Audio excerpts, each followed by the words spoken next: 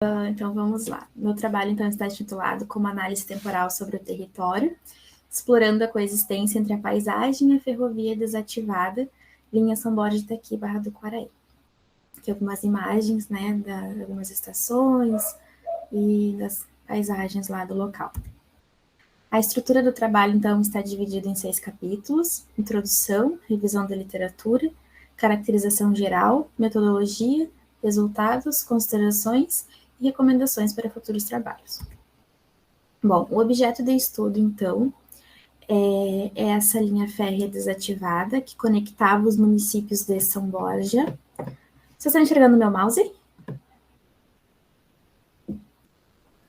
Sim. Tá, obrigada. Que conectava, então, aqui o município de São Borja até Barra do Quaraí.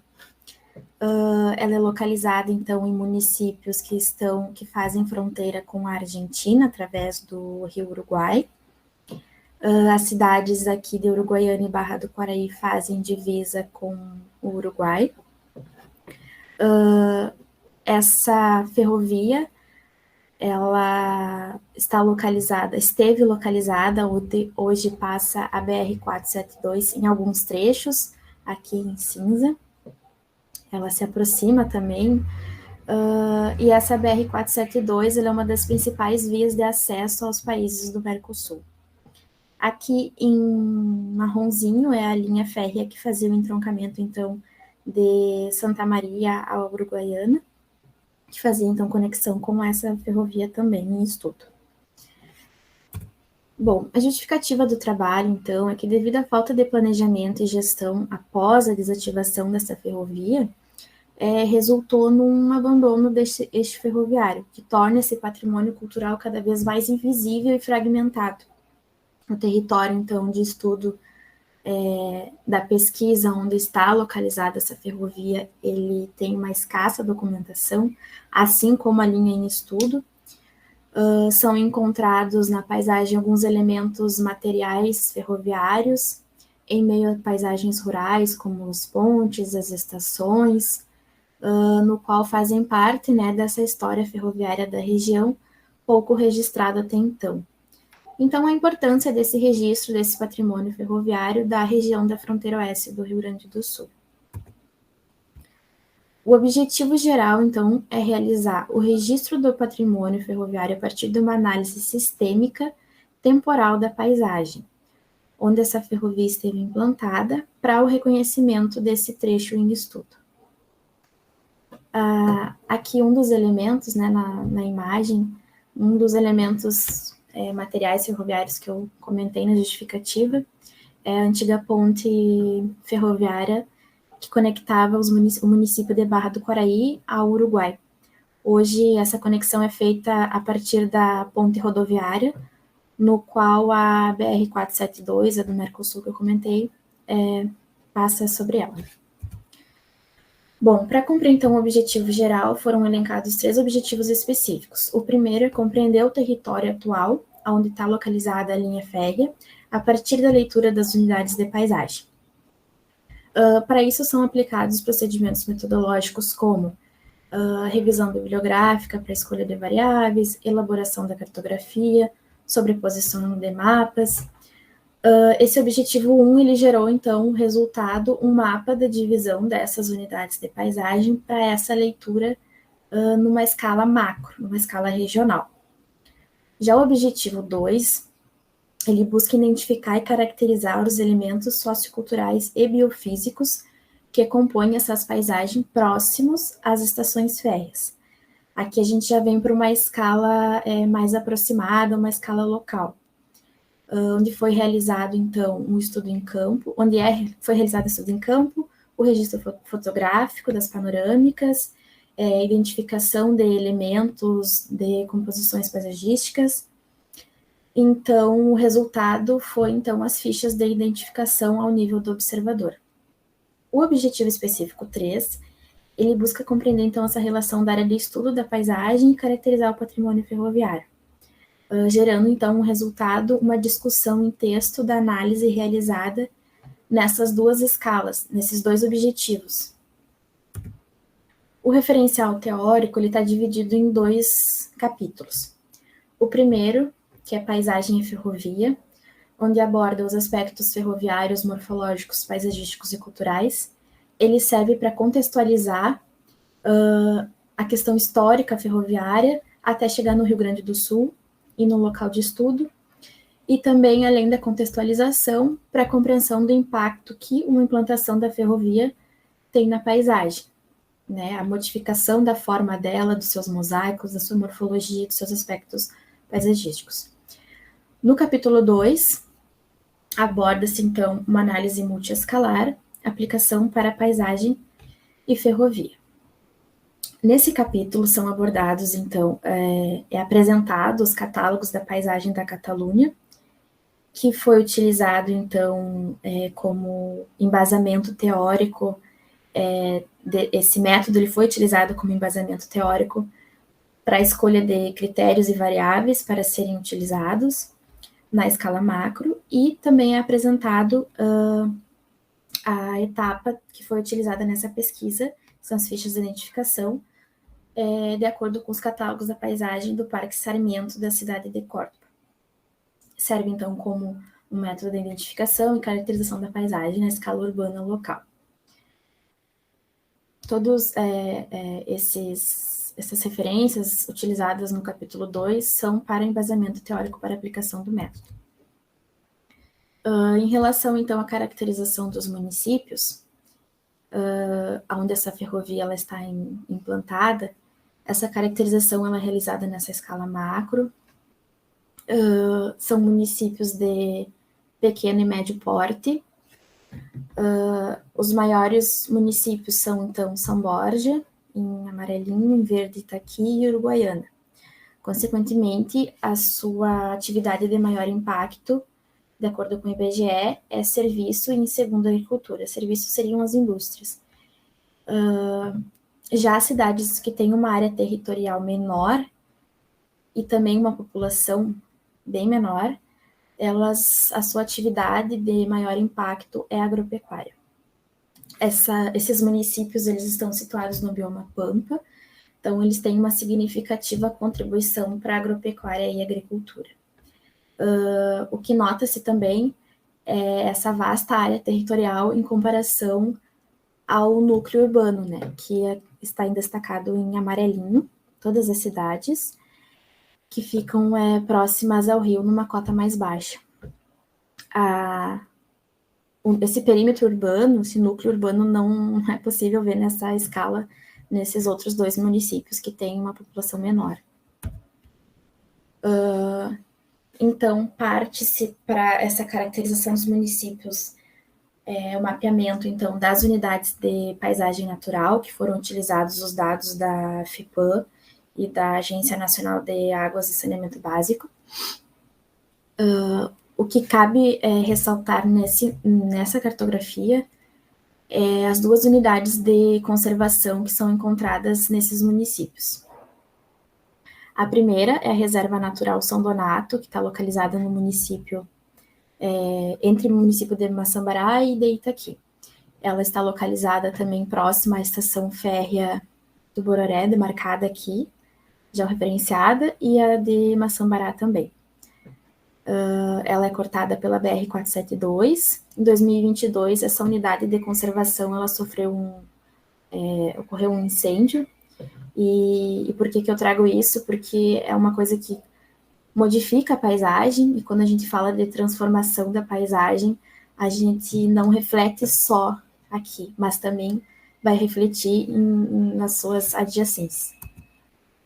A outra unidade de conservação é o Parque do Espinilho, que está localizado no município de Barra do Coraí. Ele está localizado bem próximo onde localizava-se essa linha férrea. Deixa eu ver se eu consigo dar um zoom aqui. Aqui em vermelho seria a linha férrea e a BR, aqui a 472, e a delimitação dessa unidade de conservação. Isso para fins de planejamento, de rotas turísticas próximos a onde essa linha esteve implantada, já é um ponto positivo, né, por ter uma configuração de paisagem natural. Em relação, então, ao relevo, né, do Pampa Gaúcho, o que se destaca é que você tem pouca variação altimétrica e poucas declividades. Isso caracteriza, então, e conforma os visuais cênicos e também elementos identitários do Pampa Gaúcho. Aqui no mapa epsométrico a gente pode perceber, então, que as áreas alagáveis estão numa cota de até 100 metros, próximos ao núcleo urbano. A ferrovia ela estaria implantada numa cota intermediária entre 80 a 120 metros de altitude, onde você tem um predomínio antrópico desse uso do solo. E nas maiores altitudes, então, a oeste, seriam, que é mais difícil a mecanização para a agricultura, se utiliza, então, se mantém ainda a vegetação nativa, que é a formação campestre. Bom, o mapa de hidrografia nos mostra a abundância dessa hidrografia, o que configura e gera paisagens naturais predominantes hidrográficas. O rio Uruguai, que faz divisa dos municípios com a Argentina, ele é um importante elemento paisagístico, histórico e cultural para a região. Essa ferrovia ela esteve implantada onde hoje passa por diversos arroios. Dois deles são principais, que é o Arroio Butuí e o Torpaço, onde foram encontradas estruturas férreas sobre esses arroios. Nessa imagem a gente pode perceber, então, essa configuração da água com a paisagem. Essa estrada ela é denominada pelos moradores locais como Estrada dos Trilhos. E após a visitação em campo, foi constatado na cartografia que ela bate certinho, né, onde passavam os trilhos e onde é hoje utilizada essa estrada rural. Ela liga o município de São Borja com o distrito do Bororé, próximo a uma estação férrea. Aqui alguns elementos que eu comentei que foram encontrados durante a visitação nessa estrada dos trilhos. A gente passa por diversos arroios, então vários dessas, umas 10, 15 pontes dessas foram encontradas. Hoje foi feita essa troca, então, pelo um tabuleiro mais de chapa metálica, e ali passam caminhões carregados, né, porque faz a conexão com as lavouras da região. Em relação à declividade, então, dos municípios, como tinha comentado no mapa psicométrico, se repete aqui na declividade, as declividades maiores estão a oeste e as menores a leste, aqui onde estão localizados os municípios e as áreas alagáveis. E a ferrovia ela esteve implantada, então, em áreas aqui, assim, entre 5% a 12% de declividade. Essas declividades elas foram estabelecidas de acordo com o DBASE. A predominância dessa baixa declividade facilita, então, também o processo de mecanização para a agricultura na região.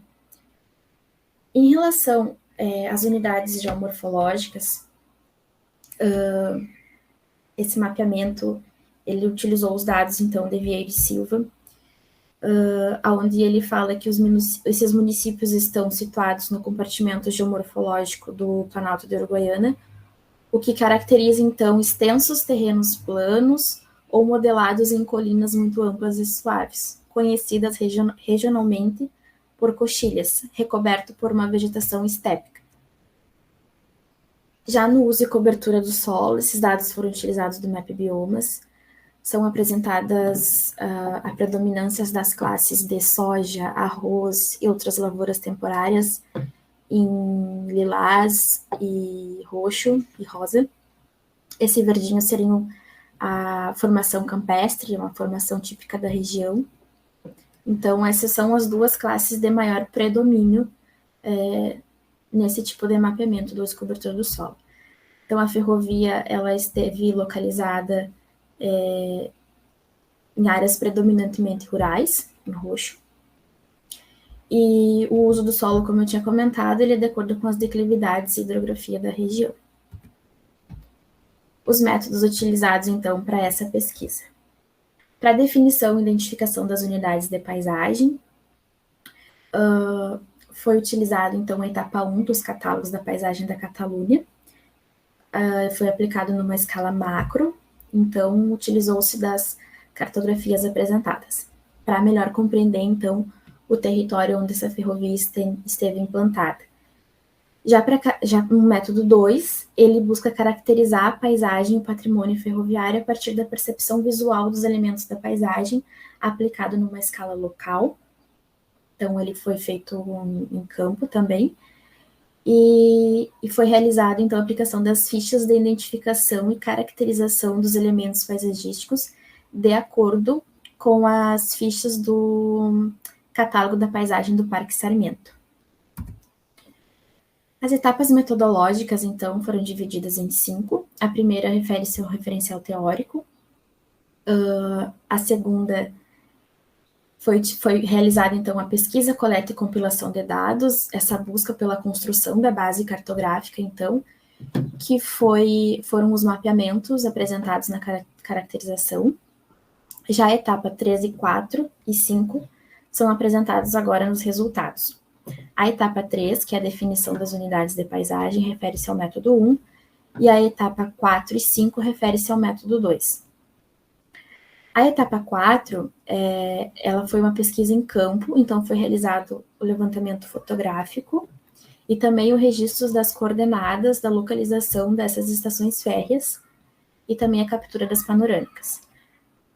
A etapa 5, que é a identificação e caracterização dos elementos dinâmicos a partir dos pontos de observação, também foram realizados em campo. Bom, para a aplicação do método 1 na escala macro, que são as unidades de paisagem, utiliza-se o mapeamento do uso do solo como mapa principal para a definição das unidades e dos cruzamentos apresentados.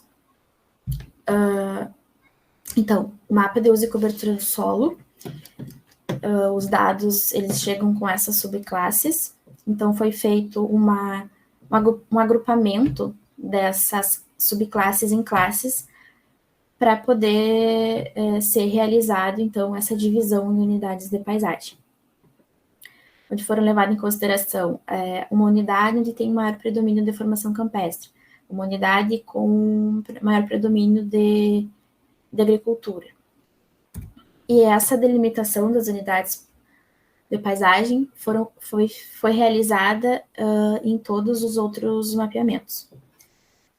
Foi realizado, então, 2 tipos de análise também, um de sobreposição desses 4 mapas para gerar o mapa final, mas o resultado não foi satisfatório, então partiu para um outro tipo de análise, que foi feito, então, o cruzamento em pares e em trios, tendo como base sempre o mapa de uso do solo.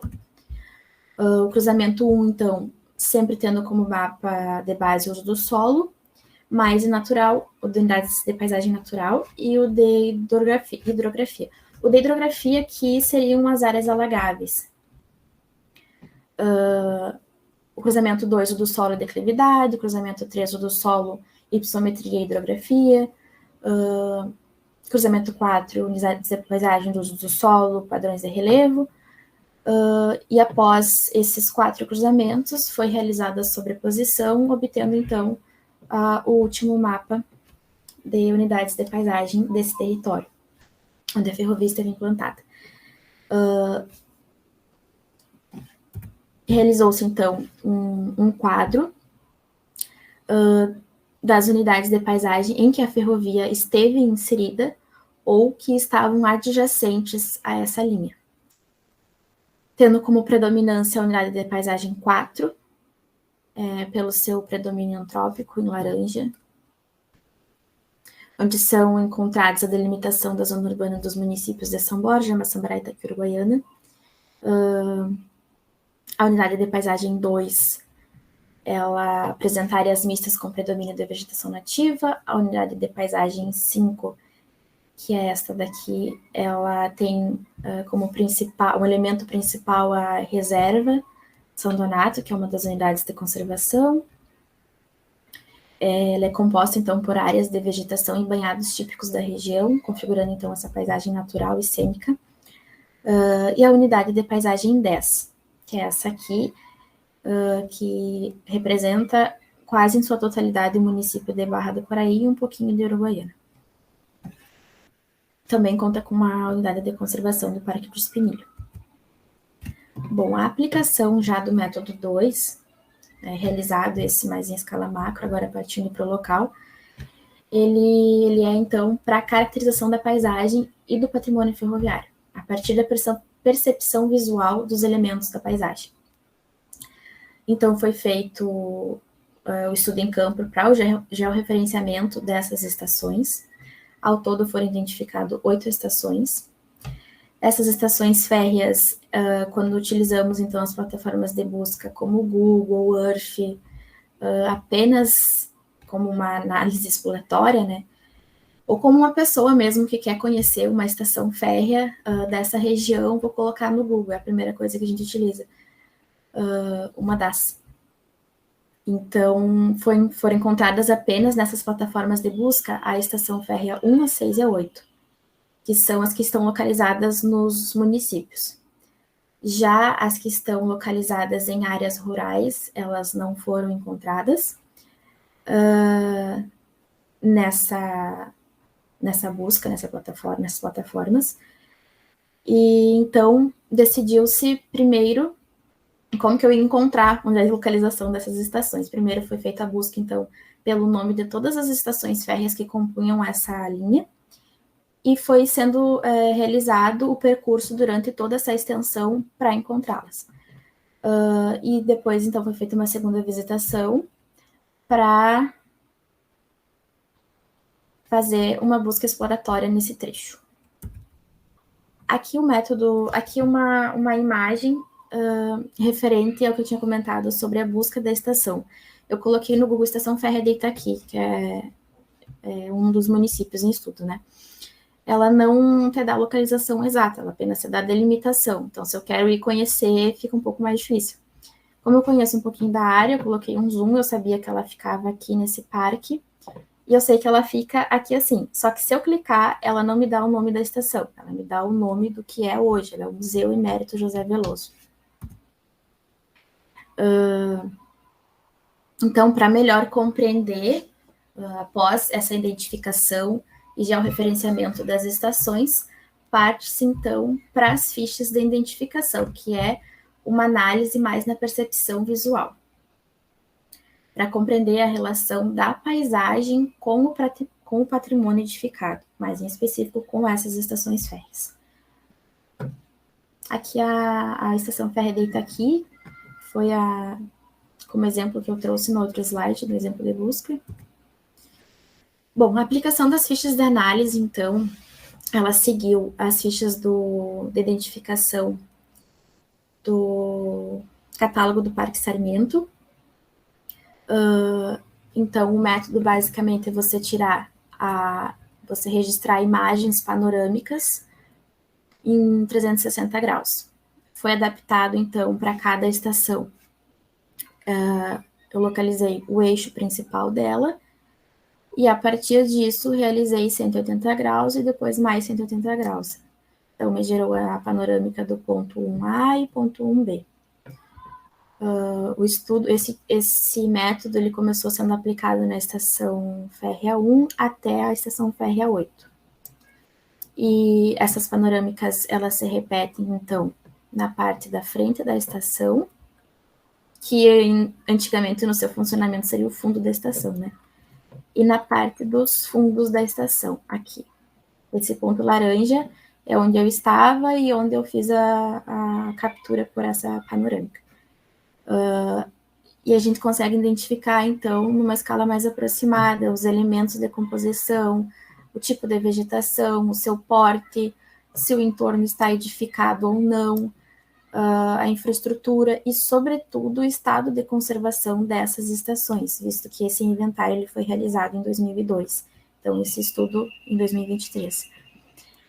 Essa primeira ficha, então, que é aplicada na estação férrea de São Borja, a estação está localizada na parte central do município.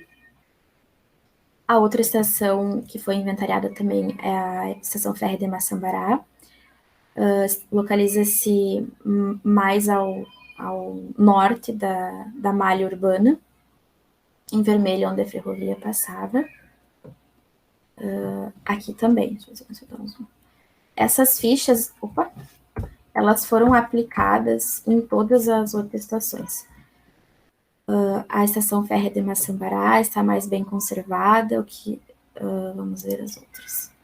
Aqui é a ficha de inventariação aplicada pelo IFAI. Então, basicamente, ela é composta por uma imagem de uma perspectiva da estação, sem o entorno, e com alguns dados sobre o tipo de tipologia construtiva, o tipo de material aplicado, o pavimento, e um pouco sobre o histórico. Aqui, esse inventário aqui é da estação de Maçambará e essa aqui é da primeira apresentada da estação férrea de São Borja. Já as não inventariadas estão localizadas na zona rural. A estação férrea de Bororé, que pertence, ela é um distrito, na verdade, que pertence ao município de São Borja, e a estação férrea de Tuparaí, que está localizada totalmente em meio a áreas rurais. Então, vamos aqui. Aqui a gente consegue perceber a estação que mais está num estado péssimo de conservação, quase em ruínas. Ela não é inventariada, pouco se sabe sobre ela, não se tem registro. Aqui a vista já no fundo. E a gente consegue perceber essa paisagem mais ampla, plana. Então, quando tu está percorrendo, por exemplo, as vias do entorno, a gente consegue perceber ela de longe. As outras aqui. Já a estação férrea E5, que é a de Itaqui, ela está inventariada. Localiza-se também no centro da malha urbana.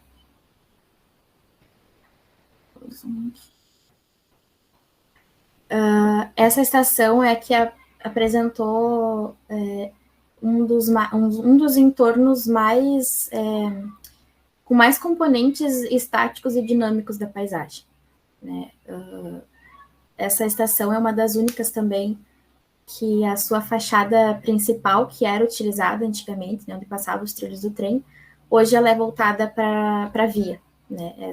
Nas demais outras estações, essa fachada principal hoje é considerada como a fachada do fundo da edificação. Então, ela está localizada num parque que tem um entorno predominante por vegetação, por edificações de 1 e 2 pavimentos. Nesse parque se encontram, então, pistas para praticar esportes, né? Então, ela é vista pela comunidade e é utilizada, o que favorece, então, a sua conservação, né? Hoje ela é um museu. A EF6 de Uruguaiana, localizada, então, também na parte central do município. Essa linha de Uruguaiana, ela acompanhava aqui a ponte que interliga Uruguaiana e Argentina.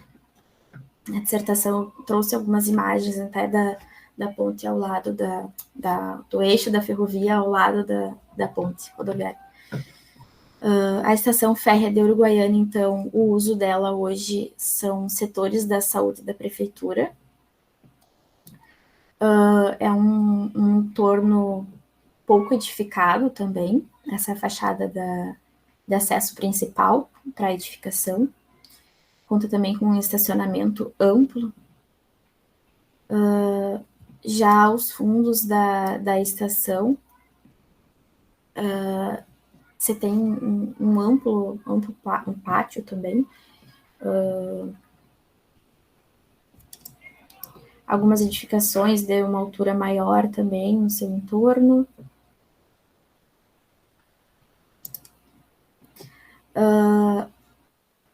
Já a estação férrea de Itapitocaí, que é EF7, ela também não está inventariada e ela foi bem difícil de encontrar. Você tem pouco registro sobre, E quando tu entra na via que dá acesso para essa estação, essa é a imagem que tu tem da via. Né? Basicamente, a gente não enxerga a estação. Ela está localizada, então, na divisa, é o fato mais curioso, na divisa de dois lotes. Aqui ainda dá para ver a divisão. Ela é utilizada hoje como residência. Algumas modificações foram feitas nela pelos próprios moradores, como segurança, enfim, que a gente consegue perceber. Ela não está inventariada também.